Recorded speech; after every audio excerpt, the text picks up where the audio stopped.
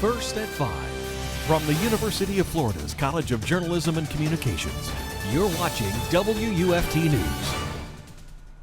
You're taking a live look at day 2 of the Republican National Convention in Milwaukee. Since former President Trump announced his VP pick, supporters have rallied around the new Republican ticket.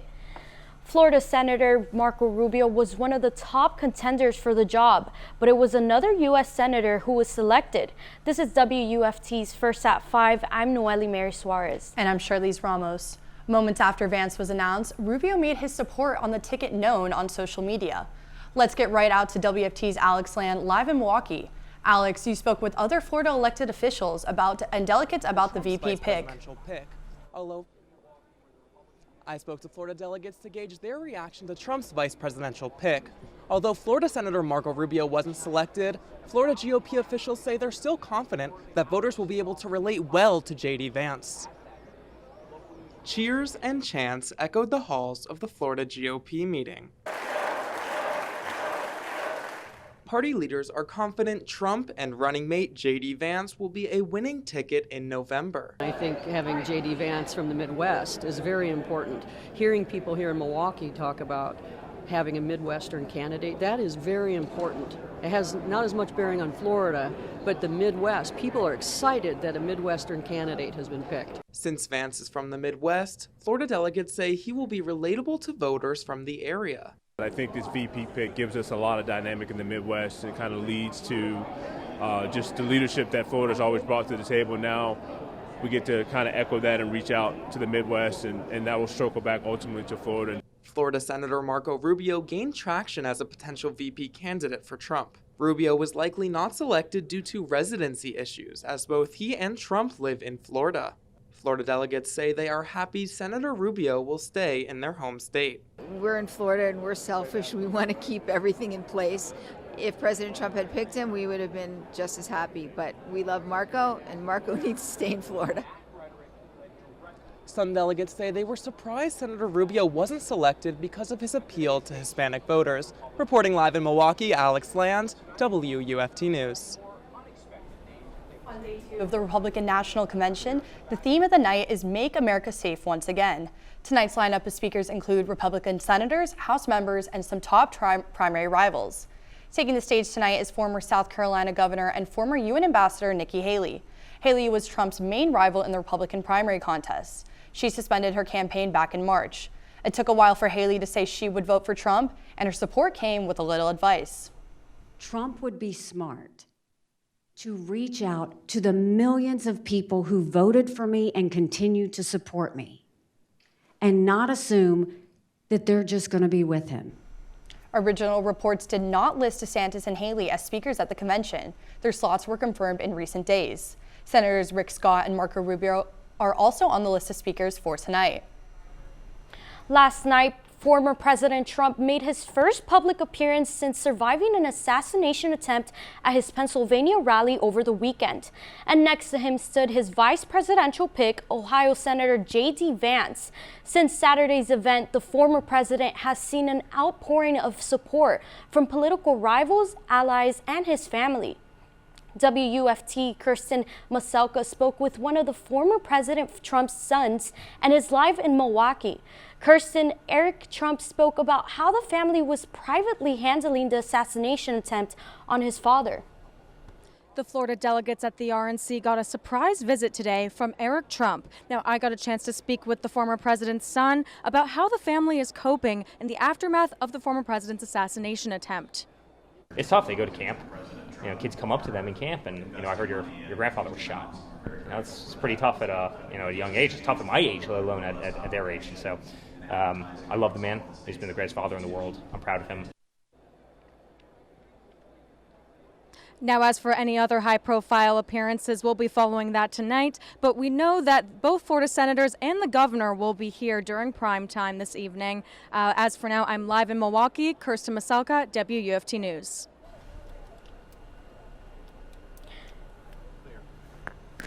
WUFT is at the Republican National Convention in Milwaukee all week. We will continue to have live team coverage of the events and speakers leading up to the speech of former President Trump as the official Republican nominee. Join us right here on First at 5 on WUFT.org and on WUFT 89.1 and 90.1. A brief reprieve from the showers and storms soaking north central Florida for the last few days. You can see this latest round is now moving offshore. UF forecaster Sienna Silvest is live in the weather studio, tracking when those storms are set to return. That's right, Charlize. We are expected to stay dry in Alachua County going into the evening, as we can see that storm band has moved to our southeast. Now taking a live look outside Century Tower, partly cloudy skies, those sun rays still poking through though. 90 degrees here is our temperature, no wind, but that feels like at 97 degrees. Now looking at that top heat index for the day, triple digits all across north central Florida. 106 here in Gainesville, 107 in Ocala, 104 there in Lake City. Now our actual temperatures here, 88 in Gainesville, 90 Starkey. Now, coming up, we're going to continue to talk about how those daily storm chances are going to be increased, heat advisories that we are seeing here in Florida, and the July outlook for rain. Troopers are working to learn what caused a crash that killed a 70-year-old man in Alachua County last night. An FHP report says the crash happened just after 7 on State Road 26 near 218th Street.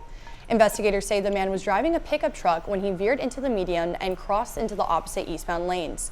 The truck then went into a ditch and crashed into a fence. The man was taken to UF Health, where he later died. No one else was involved in the crash. Deputies in Marion County need your help identifying this man they say stole some of $3,000 from an elderly woman. They say it happened at the Walmart on State Road 200 last month. The report says the woman was shopping in the electronics section when the suspect talked her into giving him her debit card. He then left the store and made several large purchases and withdrew $1,000 from an ATM.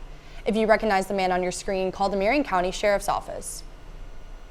A public hearing on the Marion County Health Freedom Bill of Rights was held today. During the meeting, the Board of County Commissioners reviewed the proposed ordinance. It stops requirements for vaccination proof, COVID-19 test results, or recovery documentation. The ordinance aligns with Senate Bill 252 passed last May, which bans discrimination based on healthcare choices. Proponents say it aims to protect residents from being penalized for not following mandates like vaccines and face masks. Public comments were taken into consideration, and the board will review feedback before making a final decision. Rawlings Elementary is making history as they are one of the first schools in Gainesville to implement a year-round school schedule. And today was their first day back. WFT's Bianca Smith spent the day at Rawlings for their first day of school, well ahead of others in the county. Rawlings Elementary is one of the only schools back in session right now because they've been selected for a pilot year-round schooling program. While teachers and the principal are excited for the kids to be back, there is still some hesitation from the parents. Principal Stella Aduser calls this the best first day of school ever. History in the making was proudly displayed throughout the school. This is going to be a game changer because our kids literally came back, they're excited, and they remembered. In 2023, Governor Ron DeSantis signed into law a 4-year pilot program for year-round schooling in the state. The purpose is to see if learning losses decrease in the summer. This pilot initiative allows the Florida Department of Education to study the benefits and issues of year-round schooling. Chair of the Alachua County School Board, Diane McGraw, says that a schedule like this requires an adjustment. Anytime you're having change, people are going to be concerned. Teachers, you got to consider vacation. But you know what? Everybody sat down as a team. We met, we got on board, we met with our parents. And now, because of that, you have the results that you have now where everybody seems very excited. With school being all year round now, the breaks are looking a little bit different. That means these kids are getting off a week at the end of September, another week for spring break, and they're getting out a week early for summer. Today is also Samaj Akian's 5-year-old son's first day of Rawlings Elementary School. Akian says when he first found out about the year-round calendar, his mind was blown. I see it as good and bad, but you know, I see it as good for the kids. You know, they learn more. Samantha Langston is the mother of a 3rd grader and wasn't aware that school started today. She also has a young teenager who goes to middle school. Not sure how it's going to work for the older kids, but at least the younger kids, I don't really think they mind too much. Rawlings is the only school in Alachua County with the calendar change. If the program is received well, the Alachua County School Board hopes to bring year-round schooling to more schools. Live in the studio, Bianca Smith, WUFT News. Coming up next when First at 5 returns, President Biden wants to keep landlords from excessive rent hikes. His administration's plan to make housing more affordable. And plus, millions in unclaimed money and property are up for grabs in Florida. How you can find out if you're owed some funds from the state? We'll be right back. You're watching WUFT-TV News. President Biden is proposing a 5% cap on annual rent increases for tenants of major landlords. The White House plans to unveil these actions to lower the cost of housing. The plans include for President Joe Biden to have Congress pass a law that ensures these cap increases at 5% or face losing out on federal tax breaks. This law will apply to landlords who own more than 50 units, which means more than 20 million units nationwide could be affected. There will be exceptions for new construction and certain renovations. The Biden administration is also looking to sell extra federal land to be turned into affordable housing. The housing policies were made public today after the president visited Nevada, which is a key swing state in the election. The nation's 911 system is on the brink of its own emergency. That's because over the course of a year, more than 75% of the nation's 911 call centers experienced outages. The outages left millions of people across multiple states unable to dial 911 in an emergency. Officials point to a lack of funding and wide disparities in the system's age and capabilities. While some states, cities, and counties have already modernized their systems or have plans to upgrade, many others are lagging. Legislation that would allocate nearly $15 billion to upgrade 911 systems in every state unanimously passed the House Energy and Commerce Committee last year. But so far, and other related bills have not advanced. The state of Florida has returned more than $2.5 billion to people over the past 7 years, including $26 million last month. While there are tangible items like coins, jewelry, and silver, the state also keeps track of unclaimed bank accounts, stock dividends, and utility or rent deposits. Chief Financial Officer Jimmy Petronas oversees the division of unclaimed property. He says 1 in 5 Floridians have some type of unclaimed property. There's just money waiting to be claimed. And just because you check it today, I would check it a month from now because we're constantly, every single day, updating that database with new accounts. If they have a claim at the state's unclaimed property website at fltreasurehunt.gov. Outside at the campus cam, it's another sunny day with triple-digit heat. Coming up, I will track where storms may be breaking up the heat right after the break.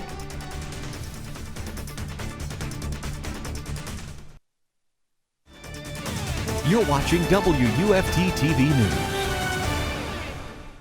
Welcome back. A storm cell has popped up here in the Gainesville area. Those going across I-75 or to the south of Butler Plaza may feel those showers, but the majority of us here in Alachua County are expected to be dry as that band goes across, and as we go into the night at our future track around 9 p.m. expect a small amount of storms, but as we go later into the night around midnight, that storm will dissipate and we will be dry going into the night.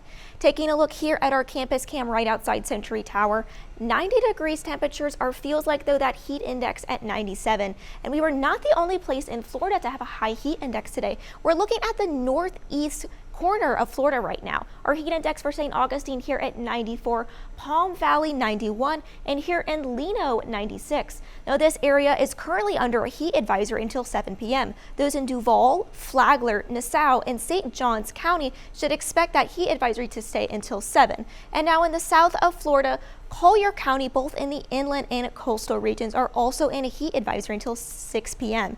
Those in those counties can expect to stay hydrated and move to air-conditioned buildings recommended by officials. Now those top heat indexes back in north central Florida in our area, triple digits all across. 106 here in Gainesville, 103 in Palaca, 100 here in St. Augustine. Now switching to temperatures going into the night, expect those temperatures to stay between the mid and high 80s between 7 to 9. Partly cloudy conditions going into the night with a slight chance for showers going into the evening. Now tomorrow morning, those temperatures expect to be in the mid 70s all across north central Florida, 74 here in Gainesville, 74 in Starkey as well. Now with those high temperatures of tomorrow, 93 here in Gainesville, 93 also in Starkey, 91 there in St. Augustine. Now with those higher temperatures, expect that rain to also come back. No rain going into tomorrow morning, but as you go throughout the day, scattered showers and hot temperatures with rain going into tomorrow.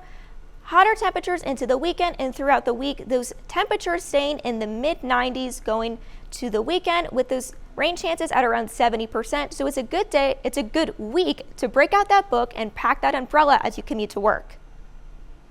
Coming up in sports, SEC Football Media Days continues today with more SEC teams discussing the upcoming season. You're watching WUFT-TV News. Welcome back. I'm Isa Rivera. It's time to talk sports. SEC Football Media Days continues today with day 2 in Dallas, Texas. SEC Coordinator of Officials John McDade started today's coverage speaking about some new challenges for SEC football officiating. He discussed how certain gestures made while players while celebrating should be judged with context. We have opponents maybe that they're down in Gainesville and they're winning and they're using the gator chomp in a not a positive manner, right? You know, as long as it hasn't been directed at an opponent for taunting, we haven't had a problem with it. Georgia, Tennessee, Oklahoma, and Missouri head coaches and players all discussed their toughness of schedule and goals this season. The Gators are scheduled to speak tomorrow with head coach Billy Napier being accompanied by quarterback Graham Mertz, running back Montrell Johnson, and linebacker Shamar James. They are expected to talk about their tough schedule this season as well as key additions to the coaching staff. Florida's first game takes place August 31st at home in the Swamp against Miami. The MLB draft concluded today with a total of 4 Gators being drafted. Jack Caglione was selected 6th overall by the Kansas City Royals. Brandon Neely was selected in the 3rd round as the 56th overall pick to the Boston Red Sox. Fisher Jameson was selected 288th overall in the 10th to the Colorado Rockies. Today, Ryan Slater was drafted 588th overall to the San Francisco Giants. Lastly, Leanne Wong earned a spot on the College Sports Communicators Academic All-America team. Wong is headed to Paris as a replacement for the U.S. Olympic team. Speaking of Leanne Wong, I'm really hoping to get to a gymnastics meet this year. I still haven't been to one. Me neither, and I hope that I could go and visit one day and see how it is. And I'm hoping to see what's the weather like for the people that want to go out tonight. Yes, so the weather the rest of the week, expect it to be hot and not shy of rain. Temperatures in the mid-90s and rain chances in those upper 70s. Thanks for joining us. We're back here tomorrow for another edition of First at 5. But your North Central Florida news is always on at WUFT.org and on all our social media platforms. Have a good night.